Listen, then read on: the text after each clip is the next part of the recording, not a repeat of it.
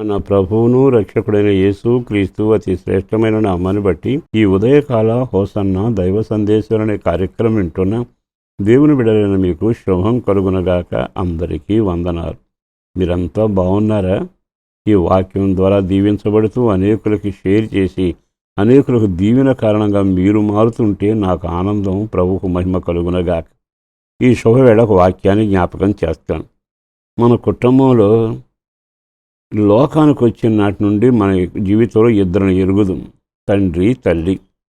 వీళ్ళిద్దరితోనే నీ ప్రపంచం మొదలవుతుంది, వీళ్ళిద్దరితోనే నీ బడి మొదలవుతుంది, వీళ్ళిద్దరితో జ్ఞానం మొదలవుతుంది, వీళ్ళిద్దరితోనే నీ యొక్క భవిష్యత్తు మొదలవుతుంది. కనుక ఈ లోకానికి వచ్చేటప్పుడు నీ పరిస్థితి ఏమిటో తెలుసు కదా. ఈ రోజు నువ్వు ఎంతటి వాడవయ్యావంటే తల్లి తండ్రేగా. ఆ తల్లిదండ్రులు ఏనాడైనా నీ కీడు చేస్తుంటే ఇంత భవిష్యత్తు నీకు వచ్చేది కాదుగా. అందుకని జీవితంలో ఆఖరి శ్వాస విడిచేంతవరకు నీ తల్లిని తండ్రిని జాగ్రత్తగా గమనిస్తూ వాళ్ళు ఉగ్గుపాలతో పెంచారే ఆ పరిజ్ఞానంతోనే నీవు నడిపించబడాలి. సామెతల గ్రంథం 6వ అధ్యాయం 20వ వాక్యంలో ఇలాగున రాయబడి ఉంది, నా కుమారుడా నీ తండ్రి ఆజ్ఞను గైకొను. బాగా విన్నారుగా. కుమారుడా తండ్రి ఆజ్ఞను తండ్రి ఎంతసేపు ఆజ్ఞలు ఇస్తాడట. ఆజ్ఞాపించడం అంటే చేయి అని ఖచ్చితంగా అరుస్తాడు. అది ఎప్పుడు నీ క్షేమం కొరకే. ఏ తండ్రి అయినా తన బిడ్డ కష్టాలు పాలు అవ్వాలి అని ఆజ్ఞాపించడు. ఇది నువ్వు చేసి తీరాల్సిందే అని శాసించడు. ఎందుకంటే వాళ్ళ క్షేమం కొరకైతేనే శాసిస్తాడు. ఇప్పుడు నీ తండ్రి చాలాసార్లు నీకు ఆజ్ఞాపించాడుగా, వాళ్ళ సావాసం చేయబాకు అన్నాడు, విన్నావా? ఆ మార్గాన పోబాకు అన్నాడు. ఆ వ్యసనాలతో నీకేం పని, ఆ వ్యసనాలు అంటనీబాకు అన్నాడుగా. ఎంత ఖచ్చితమైన ఆజ్ఞ ఇస్తాడండి. ఇళ్లలో మన పిల్లలు చూసినప్పుడు తండ్రి ఆజ్ఞాపించేవాడుగా ఉండాలి. ఆజ్ఞాపిస్తే ఏమవుతుందంటే నువ్వు సరిచేయబడతావు. కానీ కొన్నిసార్లు నీకు అది కొంచెం కష్టంగాను ఇబ్బందిగా ఉంటుంది.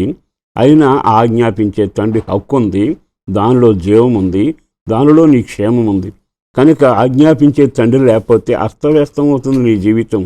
అందుకని వాళ్ళ ఏం చదివారు నాకు చెప్పడానికి అనుకోబాకు. వాళ్ళ జ్ఞానం వాళ్ళ కృపే కదా ఇంతవరకు వచ్చింది. కనుక నీ జీవితంలో తండ్రి ఆజ్ఞాపించినప్పుడు ఆ మార్గాన వెళ్ళబాకు, ఆ సహవాసం చేయబాకు, ఆ డబ్బును అలా పాడు చేయబాకు, నీ ఆరోగ్యంలో పాడు చేసుకోబాకు. ఆజ్ఞాపించినప్పుడు ప్రతి పాపం నుండి దూరమై చెడు సహవాసాన్ని దూరమై నిలిస్తే నీకు భవిష్యత్తేగా. రెండవది ఏమని రాశారో తెలుసా? నీ తల్లి ఉపదేశం త్రోసివేయకు. నీ తల్లి ఉపదేశం చేస్తుంది. ఉపదేశం అంటే మనను కూర్చోబెట్టి గోరు ముద్దలు పెట్టినట్టుగా నెమ్మదిగా ఒక్కొక్క సంగతి తెలియచేస్తుంది. అంటే అర్థం ఏమిటి? ఆజ్ఞాపించదు, నేను బుజ్జగిస్తుంది, బ్రతిమలాడుతుంది, నీ చేతులు పట్టుకుంటుంది, ఒకసారి గడ్డం పట్టుకుంటుంది, నువ్వు ఇట్లా చేయనైనా నువ్వు నాశనం కావు, భద్రంగా ఉంటావని చెబుతూ ఉంటే కొన్నిసార్లు ఆమె సలహాలు నచ్చక మనం తోసివేస్తాం. ఎప్పుడు చేయబాకు. ఇక్కడ ఏముందో తెలుసా? తల్లి ఉపదేశము. ఒకసారి తల్లిని అనగానే మన మోసే జీవితం మీకు కనబడుతుందిగా. ఆ తల్లి ఆ బిడ్డ కొరకు పెట్టి చేసిందా, పెట్టిలో పడుకోబెట్టిందా, అక్కన కాపలా పెట్టిందా, కన్నీటితో ప్రార్థన చేసిందా, తర్వాత ఆ బిడ్డను తన చేతుల్లో తీసుకుని రాజబిడ్డగా బ్రతికించిందా?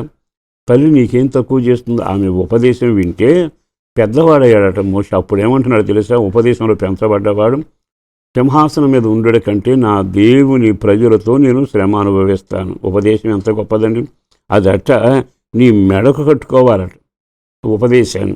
అప్పుడు నిత్యము నీ త్రోవలో వెళ్ళినప్పుడు అది నిన్ను నడిపిస్తుంది, నిన్ను కాపాడుతుంది. అంటే ఒక తల్లి తండ్రి ఉండి గద్దించే వాళ్ళు ఉండాలి, అదొక శిక్షణం. రెండవది ఏంటంటే ఉపదేశం, ఒక క్రమం. ఈ రెండు నీ జీవితంలో ఉన్నప్పుడు ఎందులోనూ నువ్వు సిగ్గుపడవు, వెనకబడవు, చల్లబడవు. మరి ఈ మాట విన్నాకైనా తల్లి ఉపదేశ ప్రకారం నిజంగా మోసే పెద్దవాడైనప్పుడు అంటే ఎంత కాలం ప్రయాసపడింది. ఈ రోజైనా ఈ మాటలు విన్నాకైనా మీరు తల్లి ఉపదేశం వాక్యం, తండ్రి ఆజ్ఞ ఆదేశం, ఈ రెండిటికి లోబడాలి. ఆయన ఆజ్ఞ కొంచెం కఠినంగా అనిపించవచ్చు. దేవుడు కూడా చాలాసార్లు మనతో మాట్లాడితే కఠినంగా అనిపిస్తుంది. కానీ నీ క్షేమం కొరకేగా. సేవకుడు బుద్ధగించి ఓ సేవకుడు తల్లిలాగా ఆదరిస్తాడని తెసలోని పత్రికలో రాయబడిందిగా. కనుక ఈ రోజు నుంచి మీరు కానీ ఆజ్ఞాపించే తండ్రిని కానీ ఉపదేశించే తల్లిని కానీ ఈ రెండు క్రమాలు కాపాడుకుంటే నీ జీవితం అంతా సస్యశ్యామలంగాను ఎదురులేని జీవితంలాగా జయజీవితులు అడుగు పెడతావు. కృప మీకు కలుగునగాక. పరిశుద్ధుడను ప్రేమామడిన ప్రభు వందనాలయ. అపారమైన నీ ప్రేమను బట్టి ధన్యవాదాలు. చేసిన మేలు కొరకు వందనాలు. చేయబోతున్న కార్యాల కొరకు వందనాలు. బిడ్డలను దీవించండి. గద్దించే అనుభవంలోనూ ప్రేమించి ఉపదేశం చేసే క్రమంలో సంఘం పెంచబడాలి, కుటుంబాలు పెంచబడాలి, వీరు పెంచబడాలి. తర్వాత దీవెనల పరంపర వీరు సొంతం కావాలి. రాబోయే దినాల్లో మంచి రోజులు కలుగునట్లుగా మేలు చేసి దీవించమని, చదువుల పిల్లల కొరకు, ఆరోగ్యం కొరకు, సంతానం లేని వారి కొరకు, విడిపోయిన వారి కొరకు, కష్టాల్లో ఉన్న వారి కొరకు ప్రార్థిస్తున్నాం.